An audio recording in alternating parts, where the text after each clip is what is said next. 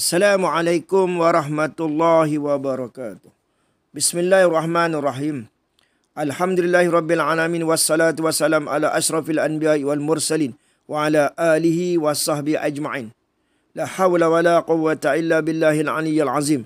La haula wala quwwata illa billahil aliyyil azim.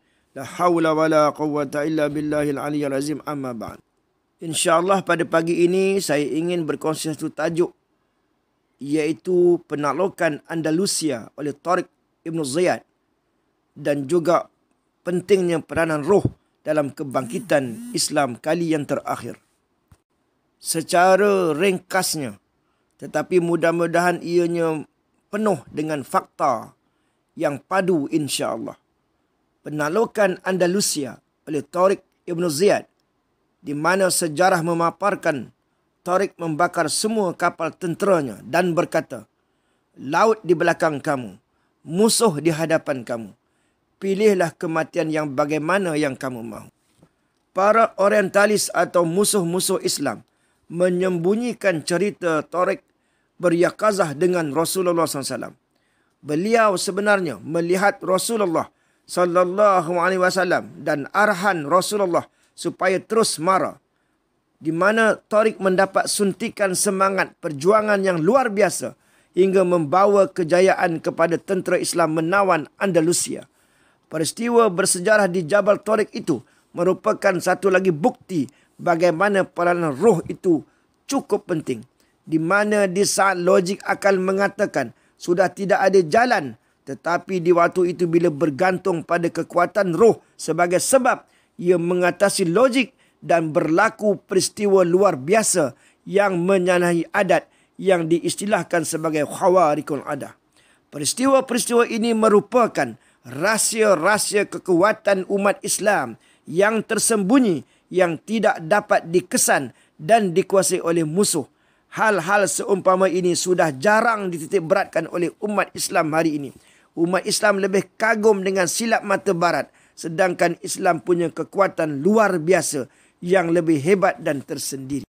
Oleh kerana itu saya mengajak umat Islam yang benar-benar mempunyai cita-cita untuk mendaulatkan Islam di atas muka bumi ini, yang mempunyai cita-cita Islam yang tinggi, marilah kita meyakini akan bantuan-bantuan ghaib seumpama yakazah yang diceritakan ini. Jangan kita menjadi orang yang mengakui konon-kononnya kita adalah dari fahaman aswaja ahli sunnah wal jamaah, tetapi bila sebut yakazah, bila sebut ilham, kita sangat mempunyai persepsi yang negatif terhadap perkara-perkara tersebut. Biasanya masyarakat umat Islam akhir zaman ini, mereka ini kelihatan ataupun seolah-olah bersikap double standard dalam menerima cerita-cerita yang macam ni, dan mudah sangat mengatakan itu sihir atau yang seumpamanya. Sebenarnya, itulah merupakan usaha-usaha musuh Islam, terutamanya Yahudi, yang memang sudah lebih tahu dan faham akan kekuatan umat Islam, tetapi mereka menyembunyikan dan menutupnya rapat-rapat. Oleh kerana besarnya peranan roh, maka munasabahlah sebagaimana firman Allah Subhanahu wa taala, wa yas'alunaka 'anir ruh qulir ruhu min amri rabbi wa ma utitum minal ilmi illa qalila. Dan mereka bertanya kepadamu tentang roh. Katakan, roh itu dari perkara urusan Tuhanku, dan kamu tidak diberikan ilmu pengetahuan melainkan sedikit saja. Surah Al-Isra ayat 85. Menurut Imam Al-Bukhari, Ibnu Mas'ud radhiyallahu anhu meriwayatkan bahawa kaum Yahudi telah bertanya Nabi SAW berkenaan dengan roh, dan Nabi SAW berdiam sehinggalah ayat ini diturunkan sebagai jawapan. Jadi apabila Allah Subhanahu wa taala menyebut roh itu urusan aku, yakni Allah, ia sebenarnya adalah satu senjata rahsia yang punya kekuatan luar biasa yang disimpan untuk orang-orang bertakwa. Wattaqullah wa yu'allimukumullah, kata Allah. Kamu bertawa, aku akan ajar. Allah akan beritahu, akan ajar kepada kita manusia yang bertakwa. Seolah-olah Tuhan berkata, jaga ciptaan aku ini baik-baik, kerana ialah yang akan menentukan nasib kamu di dunia dan di akhirat. Apa itu? Roh. roh baik dan roh jahat. Ada roh yang baik, ada roh yang jahat. Sekarang tuan-tuan, kenapa selama ini roh tidak diberi perhatian utama berbanding dengan akal? Roh tidak diberi perhatian sebab mereka lebih berminat dengan akal. Sebab akal gerakannya cepat mendapatkan hasil. Di sini yang membuatkan manusia terkelabu dan terkeliru. Akal nampaknya lebih cepat berjaya dan cepat dapat. Manusia lebih tertarik dengan benda yang cepat. Sebab itulah manusia lebih tertarik dengan dunia daripada akhirat. Dunia adalah sesuatu yang dekat, manakala akhirat pula yang jauh. Yang paling cepat terpengaruh adalah mata lahir. Oleh sebab itulah setakat untuk mendidik mata, mulut dan akal untuk berperanan, Allah tidak perlu datangkan Rasul. Untuk mendidik akal semata-mata, orang jahat pun boleh mendidik. Tetapi untuk mendidik roh, bukan sebarang orang yang mampu. Roh itu istimewa. Ahli falsafah tidak mampu mendidik roh. Oleh kerana roh itu urusan Tuhan, maka pemimpin yang mampu untuk mendidik roh pun urusan dan utusan Tuhan juga. Sekarang saya akan kongsikan pula apakah faktor-faktor penyebab yang menghalang peranan roh kita ini. Di dunia ini tuan-tuan, apa saja yang kita lakukan, sama ada halalnya, sunatnya, harusnya dan lain-lain, jika ianya terputus dengan Tuhan. Yakni kita seolah perkara itu tak ada kaitannya dengan Tuhan. Perkara tersebut akan membinasakan manusia. Apa sahaja yang kita bangunkan takbir, kita uruskan, jika ia terputus, tidak ada hubungannya dengan Allah Subhanahu Wa Taala. Dan bila ia tidak dihubung kaitkan dengan Allah Subhanahu Wa Taala, maka pastinya ia akan merosakkan roh. Manusia pada hari ini menjadikan akal sebagai tempat rujuk utama. Bertuhankan kepada akal dalam banyak perkara. Mengutamakan logik dan tidak logik sebagai kayu ukur mereka. Sebelum bertindak apa-apa, tanya dulu akal. Logik ke, tak logik ke, tepat ke, tidak ke. Sedangkan peranan akal bukanlah sandaran utama. Kerana keputusan akal tidak semestinya tepat dengan kehendak Allah. Sepatutnya sebelum bertindak dan berbuat sesuatu, terus hubungkan hati kita dengan Allah. Nanti Allah Subhanahu Wa Taala akan mencampakkan rasa-rasa, menganugerahkan rasa-rasa dalam hati kita sebagai panduan. Gerakan hati inilah satu isyarat keputusan dari Allah Subhanahu Wa Taala. Akal hanya mengesahkan saja keputusan tersebut. Yang membuat keputusan adalah hati, bukan akal. Maka apakah tanda roh itu hidup? Roh yang hidup itu akan berperanan untuk menilai sama ada roh itu berperanan atau tidak.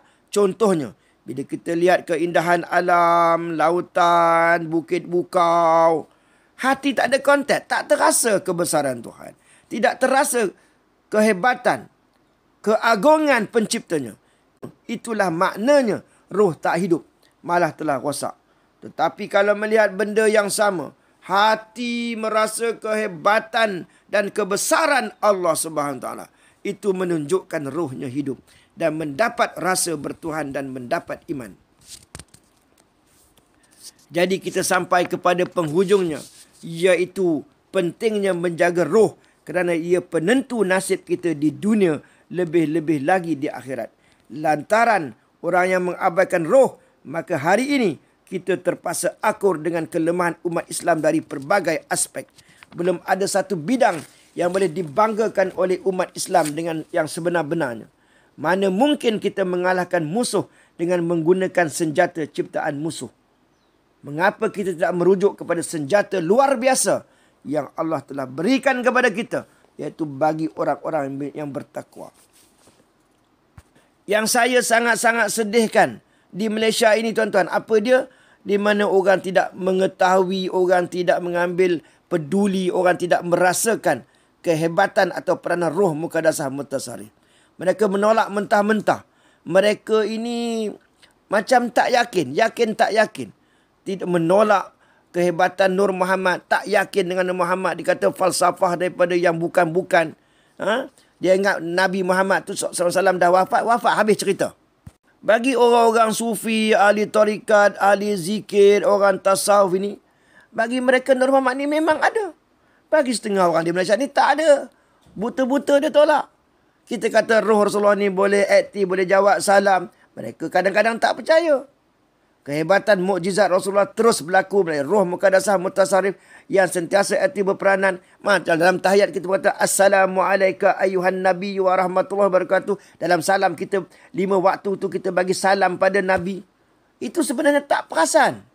Kalau kita baca kitab-kitab tasawuf, roh orang yang bersih, yang disucikan, roh para rasul, roh para wali, sama ada hidup atau telah meninggal, aktif berperanan. Sebab itu kita boleh bertawasul dengan roh-roh suci ni. Bukan makna roh suci ni ada kuasa. Dah bagi tahu ratusan ribu kali. Gambaran banyak kali saya dah bagi tahu.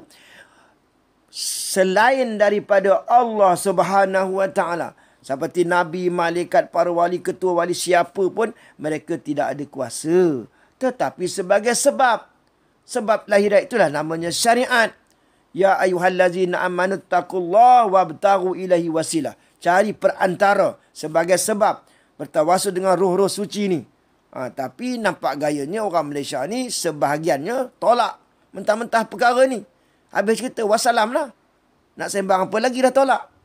Dia tak yakin. Bagi dalil pun tak yakin. Jadi saya nak bagi tahu bahawa kita telah melihat pentingnya peranan roh. Kesan luar biasa hasil dari roh muqaddasah mutasarrif. Inilah sebenarnya rahsia kekuatan umat Islam yang Allah simpan untuk hamba-hambanya yang bertakwa. Rahsia yang cuba diintai oleh musuh tapi tidak berjaya.